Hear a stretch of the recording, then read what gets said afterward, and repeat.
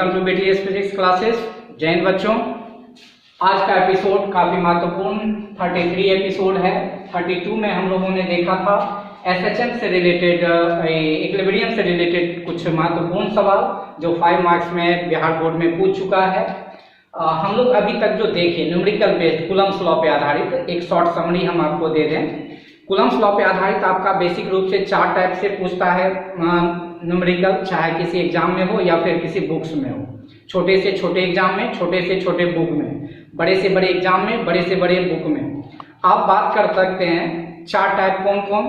एक simple problem, मतलब problem based on simple formula, putting getting जिसको बोलते हैं। एक था problem based on net force calculation, एक था प्रॉब्लम बेस्ड ऑन इक्विलिब्रियम और एक था प्रॉब्लम बेस्ड ऑन एसएचएम। तो इस पर आधारित सवाल हम देखे, नेट फोर्स से रिलेटेड देखे और इक्विलिब्रियम पे रिलेटेड सवाल में से 4 टाइप था। इक्विलिब्रियम तीसरा जो था उसमें 4 टाइप क्या था? एक सिंगल चार्ज के इक्विलिब्रियम के लिए, पूरे चार्ज सिस्टम के इक्विलिब्रियम के लिए, और तीसरा था हमारा चार्ज अटैच्ड विथ थ्रेड। तो ये जो कि हमने एपिसोड नंबर 32 में देखा कि चार्ज धागे से बंधा हुआ है तो कितना डिस्टेंस होगा इक्विलिब्रियम के टाइम पे, तो ये सारा कुछ उससे देखे। उसके बाद चौथा हमारा एसएचएम से रिलेटेड। आज हम देखने वाले हैं एसएचएम से रिलेटेड। हालांकि हम यहाँ पर आप देख सकते हैं problem based on SHM. SHM का फुल फॉर्म हो गया सिंपल हार्मोनिक मोशन, हिंदी में बोले तो सरल आवर्ती गति। अब सरल आवर्ती गति है क्या भाई? तो कहता है कि जितने भी हमारे पास गति हैं उसमें से एक आवर्ती गति होता है। आवर्ती गति का मतलब ये हो गया कि त्वरण समानुपाती होगा x का, उसको हम आवर्ती गति बोलते हैं। और अब ये पावर कुछ भी हो सकता है, x पे पावर स्क्वायर, x पे पावर 3, x पे पावर हाफ, ये सारे के सारे आवर्ती गति के हो सकते हैं। लेकिन हर एक आवर्ती गति हमारा एसएचएम होगा, ये कंफर्मेशन नहीं है। मतलब ये कि झाड़ी हमारा मोशन करता है, जिस पाथ से जाता है उसी पे आता है, आवर्ती गति है, लेकिन एसएचएम नहीं। हमारा धागा से बंधा हुआ बॉल हम आप डिस्प्लेस करके छोड़ देते हैं, ये अपने पथ को बार बार दोहराता है, आवर्ती गति भी है और ये एसएचएम भी है। उसके अलावे ढेर सारे ऐसे एग्जांपल्स हैं जो एसएचएम करते हैं। एसएचएम अगर बात करते हैं, एसएचएम का मतलब क्या होता है? जब वो मिडिल पॉइंट से आगे पीछे करता है, दैट मीन्स कि उसके लिए हम मैथमेटिकल कंडीशन दे देते हैं। फिलहाल इसमें हम बात करते हैं अगर हमारा त्वरण a डायरेक्टली प्रोपोर्शनल हो जाए -x का, x का मतलब विस्थापन, a का मतलब त्वरण। अगर एक्सेलरेशन और डिस्प्लेसमेंट अगर डायरेक्टली प्रोपोर्शनल हो जाए -k, इसका मतलब है कि समझ जाओ वो एसएचएम। अब माइनस क्यों लगा सो देखिए, a is directly proportional to -x हो जाए तो समझ जाइए कि वो कंडीशन हो गया किसके लिए? सरल आवर्ती गति के लिए। हालांकि 11th का पार्ट है, आप उसमें जाकर के देख सकते हैं और इसको यहीं पे थोड़ा सीख लीजिए, पढ़े हैं तो भी ठीक है, नहीं पढ़े हैं तो भी ठीक है। a is directly proportional to -x, ये हो गया एक्सेलरेशन, x हो गया डिस्प्लेसमेंट और negative sign indicates theta equal to 180 degree. मतलब एक्सेलरेशन और डिस्प्लेसमेंट कैसा होना चाहिए? 180 डिग्री पे विपरीत काम करना चाहिए, तब ये एसएचएम होगा, अदरवाइज एसएचएम नहीं होगा। अब कहता है समानुपाती को हटाने के लिए एक कांस्टेंट चाहिए, तो कहता है समानुपाती को हटाने के लिए कांस्टेंट होता है ओमेगा स्क्वायर एक्सपेरिमेंटली, तो a बराबर -ω²x, और ओमेगा का रिलेशन जो होता है टाइम पीरियड से होता है। मतलब ये कि कोई भी सरल आवर्ती गति है, सिंपल हार्मोनिक मोशन है, उस पार्टिकल के पास 2 चीजें तो अनिवार्य रूप से होगी, फ्रीक्वेंसी एंड टाइम पीरियड। और भी होगा लेकिन बेसिक रूप से फ्रीक्वेंसी और टाइम पीरियड होगा। फ्रीक्वेंसी का बात करते हैं तो time period t, angular frequency को ओमेगा बोलते हैं और लीनियर फ्रीक्वेंसी को हम लोग f बोलते हैं। तो खैर हम बाद में वो बात करेंगे। ओमेगा इक्वल टू होता है 2πm। ओमेगा इक्वल टू क्या होता है? 2πm। ये लीनियर फ्रीक्वेंसी और एंगुलर फ्रीक्वेंसी में रिलेशन हो गया, और ये टाइम पीरियड और एंगुलर फ्रीक्वेंसी में रिलेशन हो गया। एंगुलर फ्रीक्वेंसी और टाइम पीरियड का ये रिलेशन हम बात कर रहे थे इस पर। तो कहता है कोई भी सरल आवर्ती गति है उसके पास 2 चीजें अनिवार्य होंगी, फ्रीक्वेंसी एंड टाइम पीरियड। तो अब फ्रीक्वेंसी तो एंगुलर भी हो सकता है, लीनियर भी हो सकता है। इसका मतलब ये है कि दोनों में क्या रिलेशन? रिलेशन का मतलब ये हो गया कि a इक्वल टू होता है -ω²x, मतलब -x को छोड़ के बाकी जो हिस्सा होगा वो ω² कहलाएगा। तो कहोगे कि सर इसमें टाइम पीरियड कैसे आएगा? ये तो फ्रीक्वेंसी निकल गया।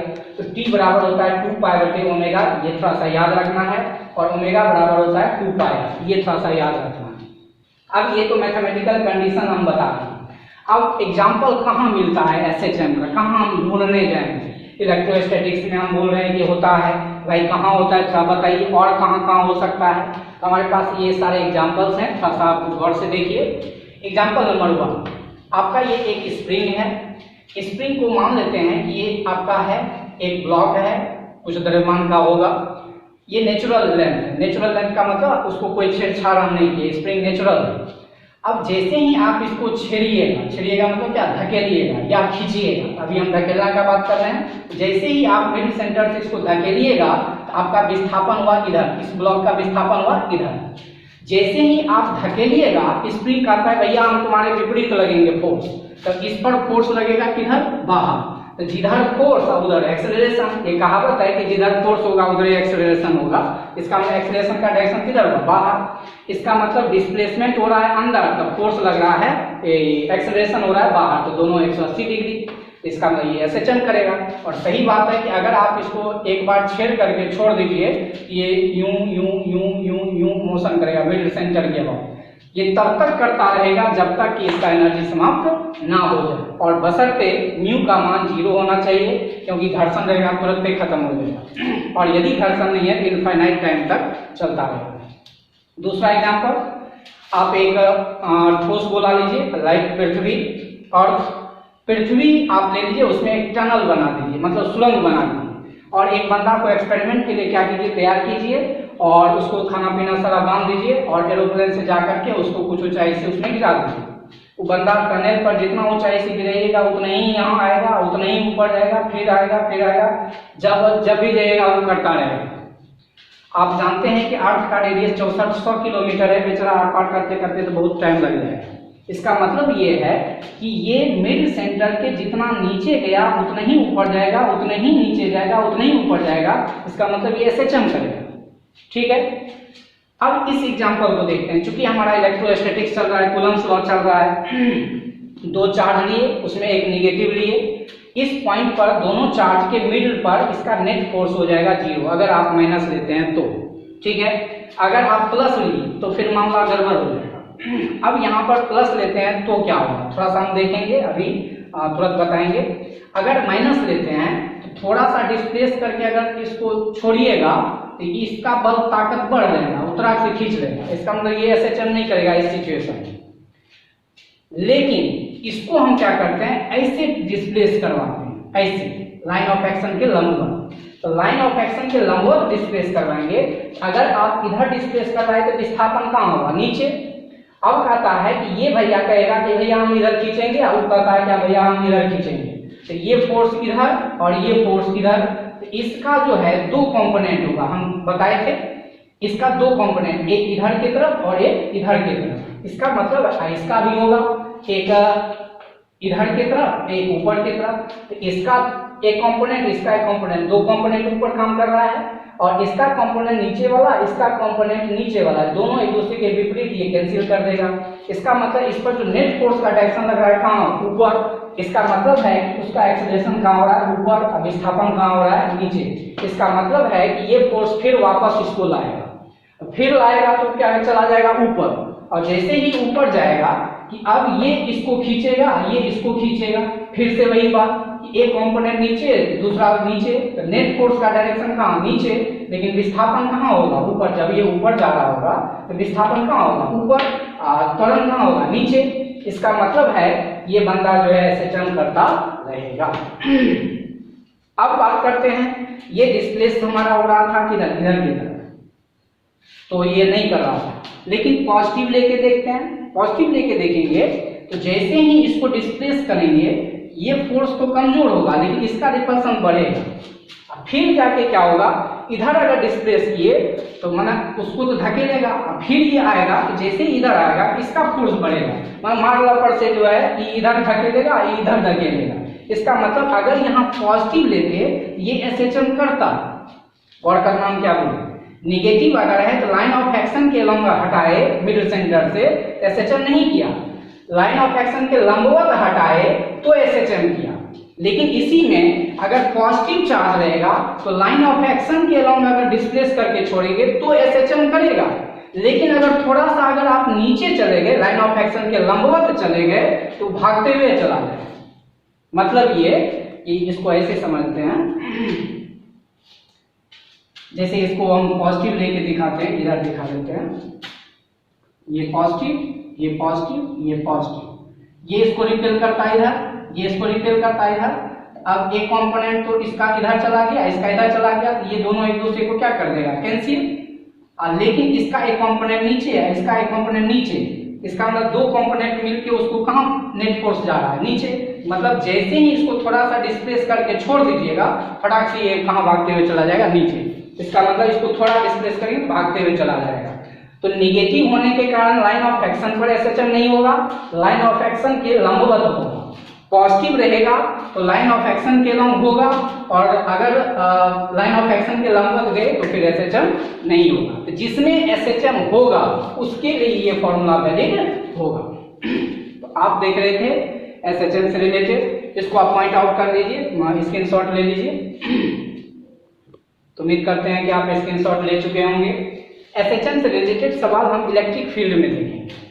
तो अभी तक आप जो देखे, जो समझे, हमने क्या क्या पढ़ा, अगर शॉर्ट समरी अगर हम आपको बताना चाहें एपिसोड नंबर 33 तक, तो थोड़ा सा आप जान लीजिए। जो नए सब्सक्राइबर हैं या फिर नए व्यूअर हैं वो थोड़ा सा जानकारी ले लें। अभी तक हमने कुछ नहीं पढ़ाया है, इसको थोड़ा सा हम हटा ही देते हैं।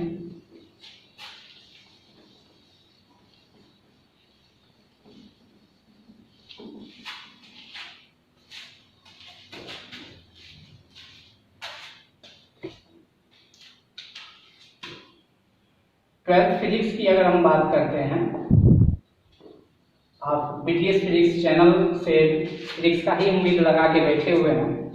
इसमें हम जो पढ़ाए थे बेसिक रूप से 5 चैप्टर होता है मेरे हिसाब से, first, second, third, fourth and fifth. पहला चैप्टर का नाम था इलेक्ट्रोस्टैटिक्स, जिसका कोड ई बोल सकते हैं। दूसरा इलेक्ट्रिक करंट ईसी, तीसरा इलेक्ट्रोमैग्नेटिज्म ईएम, चौथा मॉडर्न फिजिक्स एमओ, और लास्ट लाइट एम। इसको हम शॉर्ट में ईसीएस भी कभी कभी बोलेंगे। ये तो ईसी है ही, ये ईएम है ही, ये सब है ही, तो इसको शॉर्ट में हम ईसीएस भी कभी कभी लिख दिया करेंगे। तो वो आप सिचुएशन के हिसाब से देख लीजिए, हालांकि इसको हम हटा देते हैं। अब आइए, इसमें इलेक्ट्रोस्टैटिक्स में ढेर सारे पार्ट्स थे। इलेक्ट्रोस्टैटिक्स में ढेर सारे पार्ट्स थे, जिसमें हमने बोला था कि ये एक होता है इंट्रोडक्शन, दूसरा होता है कूलम्ब्स लॉ, तीसरा होता है इलेक्ट्रिक फील्ड इंटेंसिटी,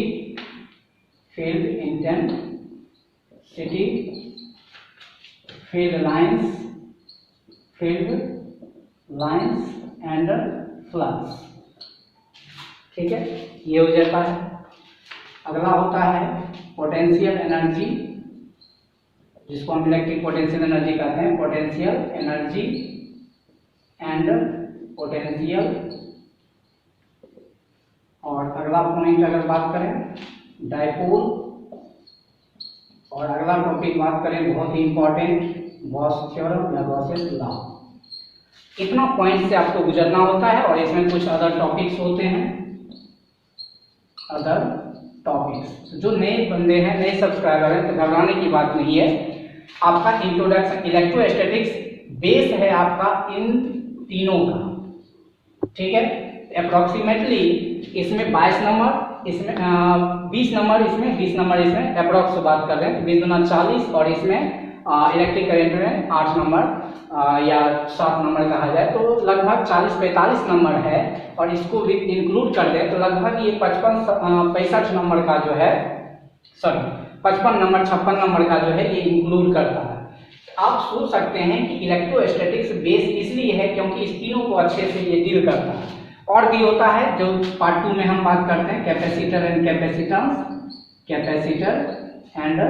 कैपेसिटेंस, इन सभी को हमने डील किया हुआ है इलेक्ट्रोस्टैटिक्स में। पहला आप जाके क्लास देख सकते हैं, उससे पहले हम बता चुके हैं 20 मिनट में इलेक्ट्रोस्टैटिक्स को कैसे हम कवर करते हैं, क्या क्या पढ़ाते हैं, आप जा करके देख सकते हैं। तो इसमें जो है इंट्रोडक्शन हमारा आप जा करके इलेक्ट्रोस्टैटिक्स का एपिसोड नंबर 1 से लेकर के एपिसोड नंबर आप 13 तक जाके देख सकते हैं। कूलम्ब्स लॉ को अगर आप अच्छे से जानकारी प्राप्त करना चाहते हैं, एपिसोड नंबर 14 से लेकर के एपिसोड नंबर 33 तक देखिए, आपको समझ में आ जाएगा। इसको अगर प्रॉपर वे में आप पढ़ लेते हैं तो मेरा दावा है कि आप अब एक बेहतर आधार बना चुके हैं, चाहे वो किसी चैप्टर का हो, क्योंकि हम इसी का इस्तेमाल पूरे में करेंगे। तो यहाँ ध्यान रहे कि आपको बेहतर फिजिक्स सीखना है, बेहतर नॉलेज के साथ, बेहतर स्टैंडर्ड फिजिक्स के साथ, तो आपको ये समझना है। तो आप जाकर प्रॉपर वे में देखिए, और नहीं सब्सक्राइब किए तो सब्सक्राइब कीजिए, और उसको प्रॉपर वे में देखना है। ऐसा नहीं कि सिर्फ देखिए, मतलब इस बार से उस बार देख लिए, हम बार बार इस बात को ध्यान कर रहे हैं। आप उसको समझते हुए, लिखते हुए, नोट्स बनाते हुए चलिए। शॉर्ट नोट्स भी अगर बना लिए तो आपका समय वैल्यूएबल है, समय को ध्यान में रखना है। तो इतना हम अभी तक जान चुके हैं। तो डियर व्यूअर्स, अब आप आधार बना चुके हैं। चूंकि अब आज कहा जाए कि 5 जून के बाद, दैट मीन्स 5 जून से 11th का भी बैच शुरू होगा। दैट मीन्स कि 5 जून आपका हो जाता है, दिन हो जाएगा आपका 3, 4, 5 फ्राइडे। तो Friday, Saturday, Sunday, that means 8 जून से 8 जून से आपका 5 जून को 11th के लिए एक वीडियो जारी किया जाएगा, जिसको 12th वाले भी देख सकते हैं, जो आपका महत्वपूर्ण होगा लाइफ में। आप क्यों करना चाह रहे हैं, और अब जो आप ले चुके हैं जो लेना था, लेकिन फर्दर आप क्यों पढ़ना चाहते हैं, क्यों अच्छा से पढ़ना है। लॉकडाउन में आप अपने दिमाग को लॉक नहीं करना है, अपने दिमाग को लॉक नहीं करना है, आगे बढ़ना है। तो इसलिए हम बार बार कर रहे हैं। 5 जून को ये दिया जाएगा, आप उसको निश्चित तौर पे देखिए। 8 जून से चूंकि 11th भी शुरू होगा, 12th भी शुरू होगा, ये ध्यान रखना है कि MWF बोले तो M से हो गया आपका मंडे, W से हो गया वेडनेसडे, और F से हो गया फ्राइडे, और एक होता है TTS, Tuesday, Thursday and Saturday. ये होगा आपका 12th के लिए, और ये होगा आपका 11th के लिए। तो 12th वाले ध्यान देंगे। अब चूंकि आपका आधार बन चुका है, तो अब हम यहाँ से 2 वीडियो डालेंगे, ताकि लॉकडाउन समाप्त होते होते हमको इलेक्ट्रोस्टैटिक्स समाप्त कर लेना है और इलेक्ट्रिक करंट भी समाप्त कर लेना है। तो हम प्रयास करेंगे कि 2 वीडियो डालें, और आप उसको प्रॉपर वे में देखिए। जो रेगुलर हैं, जो इरेगुलर हैं, उसके लिए हम बात नहीं कर रहे हैं। जो सोचते हैं कि हमको बेहतर करना है, लॉकडाउन में के बाद जब हम लोग मिलेंगे, तो निश्चित तौर पे एक नया चीज हमारे अंदर होगा, प्रेशर, सिचुएशन वगैरह। घबराने की बात नहीं है, हम सारा चीज डील कर देंगे। जैसे ही आप आएंगे फर्स्ट डे, तो आपके अंदर ढेर सारा डाउट वगैरह होगा, इधर उधर का समाज का माहौल होता है। सेकेंड से जब हम मिलेंगे, देखेंगे, तो आपको समझ में आ जाएगा कि हाँ, मेरे पास एक ऐसा मैनेजमेंट है, धांसू मैनेजमेंट है, जिससे कि हम अच्छे से कवर करते हुए, अच्छे से नॉलेज प्राप्त करते हुए 12th की तैयारी कर सकते हैं। घबराने की बात नहीं है। अब आते हैं, इसमें आपको 2 वीडियो डाला जाएगा, ठीक है, और इसमें आपका एक वीडियो डाला जाएगा TTS में। ध्यान रहे, 11th वाले का TTS में और 12th वाले का MWF में ये डाला जाएगा। और अक्सर ये हमेशा टाइम आपका होगा 7 से लेके 10 बजे के बीच मॉर्निंग में वीडियो डाला जाएगा, और इसको भी 7 बजे से लेके 10 बजे AM के बीच वीडियो डाला जाएगा। तो आप अपने सिचुएशन के हिसाब से चलिए और कवर कीजिए। जो सब्सक्राइब नहीं किए हैं, जो 12th में हैं, आप अपने अड़ोसी पड़ोसी, भाई बहन, सखी, सहेली, सहेला जो भी है, उसको इन्फॉर्म कीजिए। आप इससे जुड़िए, बैठे नहीं रहिए। हम एक यूनिक चीज़ बताएंगे ताकि उसको किसी भी सेक्टर में काम आएगा। और खासकर 11th वाला या 12th वाला 5 जून का वीडियो देखना ना भूलें, बहुत इंपॉर्टेंट होगा आपके लिए। तब तक के लिए जय हिंद, जय भारत।